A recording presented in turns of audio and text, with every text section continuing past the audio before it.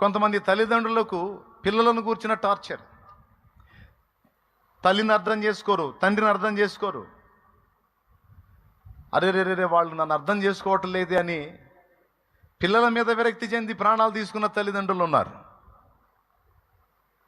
పిల్లల ప్రేమ నాకు దొరకలేదే, ఇంత చేసి కూడా వేరే వాళ్ళని వాళ్ళు ప్రేమించి గౌరవిస్తున్నారు, కానీ ఇంత చేసిన అమ్మని అమ్మ అనలేకపోయారే, నాన్నని నాన్న అనలేకపోయారే, నా గురించి ఆలోచించలేకపోయారే, నా మంచి చెడ్డలు పట్టించుకోలేకపోయారే, నేను ఒకదాన్ని ఉన్నాను, నేను ఒకడిని ఉన్నానన్న ఆలోచనే వాళ్ళకి లేదే.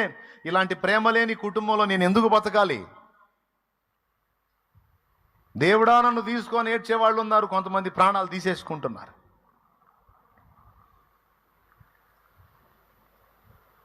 మరి ఎట్లా? దీనికి పరిష్కారం ఏంది?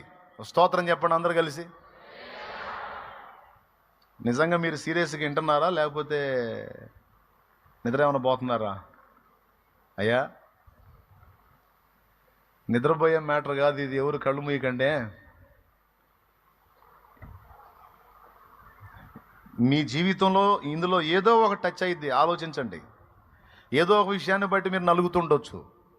కొంతమందికి భర్త విడిపోడు కానీ భర్త అర్థం చేసుకోవట్లేదని బాధ.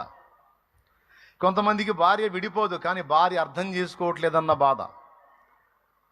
సమస్యలు తీరక కొంతమంది, అప్పులు తీరక కొంతమంది. దేవుని వాక్యం ఏం చెబుతుందో తెలుసా? సంతోషము గల మనస్సు ఆరోగ్య కారణము అనుంది. సంతోషము గల మనస్సు ఆరోగ్య కారణం, ఆరోగ్యం ఇస్తుంది. అంటే అర్థం ఏంటి? సంతోషము లేని, నిరాశ నిస్పృహలో దుఃఖములో బ్రతికేటువంటి మనస్సు రోగ కారణము అని అర్థం.